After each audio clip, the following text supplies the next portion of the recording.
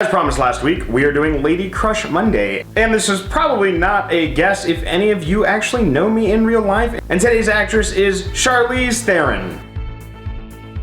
Hey, what's up you guys? Imperial Nick here, and just like I promised last week, we're going to be talking about Charlize Theron, one of my favorite actresses, and we're going to talk about 5 of her movies and why they really stand out to me as great movies and show her ability as an actress, though in some movies, like when she played the Queen in the Huntsman, she kind of overacts a little bit.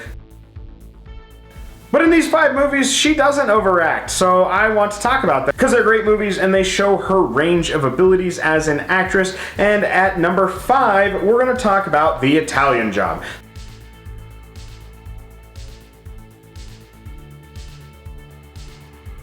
The Italian Job is probably the remake with Marky Mark, not the original. And this one's got Edward Norton in it too.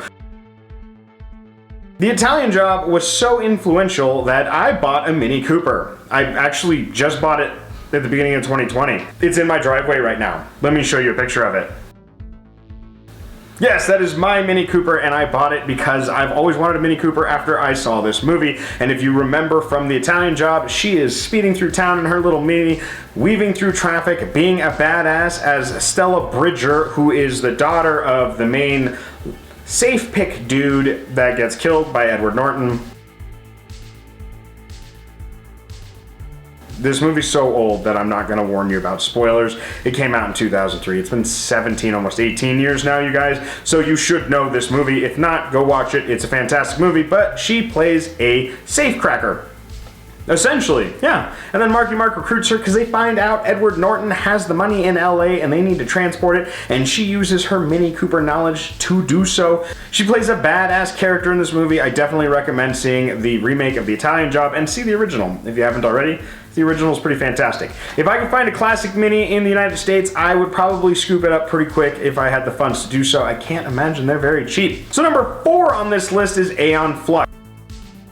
And Aeon Flux is a really awesome kind of dystopian, futuristic movie. Here's a link to Lumberjack, Nick's video all about cyberpunk, and he discusses all the lighting and all that in the video, but this is a futuristic dystopian movie about humanity and infertility and how people can't give birth anymore, so everyone's just a clone of someone else, and this has been going on for like 400 years or something. In this movie, she plays Aeon Flux, who is a badass warrior kind of assassin thing, trying to get to the bottom of the mystery that's going on, as well as all the crazy dreams she's having, and how she is connected with the main leaders in this dystopian society. In 2019, we all saw the animated Addams Family, and it was fantastic. And in this movie, Charlize Theron voices Morticia Addams.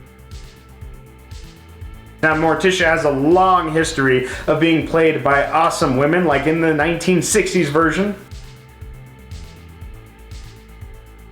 and in the early 90s movies. And now in 2019, one of my favorite actresses does her voicing. You can't tell if she's overacting in a sound booth. But no, the 2019 Addams Family was actually a lot of fun. I enjoyed watching it. It reminded me of a mix of the comics and the 60s version, with a little bit of the 90s version sprinkled on top for a little bit of that extra zest. I do recommend seeing the 2019 Addams Family. It was a lot of fun. It was really funny. They had some great jokes in it, and it made fun of modern home improvement shows and the police state. So go check out 2019 Addams Family, especially because Charlize Theron is in it, and she's one of my favorite actresses, so you should definitely go check that out. She does a great job as Morticia, and Wednesday's pretty badass in that movie too. Never cared for Pugsley, never will care for Pugsley. Kind of a boring character as far as I'm concerned. It's all about the matriarchy of that family. So number 2, and you might know this one from my Badass Females video, which I will toss up there if I haven't linked it already, and that is Atomic Blonde. And she plays Lauren Brockton, a top MI6 agent. In that movie, it's full of action. It's kind of got those flashback sequences. I did rewatch it since the Badass Females video. So I definitely recommend going and seeing it. She is absolutely a badass. It reminds me of Angelina Jolie in Tomb Raider with a little bit better effects and a little bit better stunt coordination, but it is a newer movie, so that's kind of what we expect anymore. The lighting in that movie is fantastic. And her job as a secret agent actually is really, really, really cool. I think she does a better job than most of the modern James Bond movies do. Then again, the last James Bond movie I actually liked was GoldenEye with Pierce Brosnan. Yeah, so we're reaching here, but seriously, Atomic Blonde is probably one of the best modern espionage spy movies out there. It takes place in 1989, just days before the fall of the Berlin Wall, so you got the CIA in there, you got the KGB, you got MI6 in there. They're all doing their thing in Berlin. It is a fantastic watch. I definitely recommend going and watching it. And before we get into the #1 spot, which if you know me, you've probably guessed what it is, let's do some honorable mentions. So, honorable mention #1 is The Devil's Advocate. It's kind of a weird, strange movie from the 90s. Definitely recommend watching it. It's a pretty good movie if you're in the mood for kind of a weirder movie. Men of Honor is a great movie with Cuba Gooding Jr. before he threw his career away with that terrible Cruise movie. That's another one that she's in. She's in more of a minor role in that one. So, she's also in Hancock. Hancock is actually, it wasn't what I was expecting.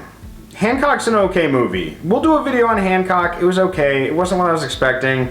I was a little disappointed with it, but she's in it. It's a decent movie. Will Smith's in it too, so it's worth watching if you haven't seen it already and you're not into the traditional cape movies. And then she was in the Huntsman movies. I don't know if I call it an honorable mention or not. I'm just gonna mention it. The Huntsman movies were not really big into those movies, but she does a good job when she's not overacting in those movies. So if you're into like the fairy tale stuff, go check out The Huntsman. I saw the first one, not the second one. Like I said, it's okay. But if you're into that kind of thing, I can totally see you enjoying that movie. And #1, Mad Max Fury Road. How could you have not known?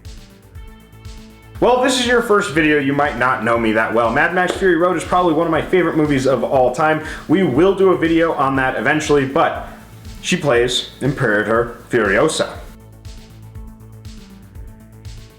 who is probably one of the most badass characters in the history of cinema, not just badass female character, hands down probably one of the most badass characters in all of cinema.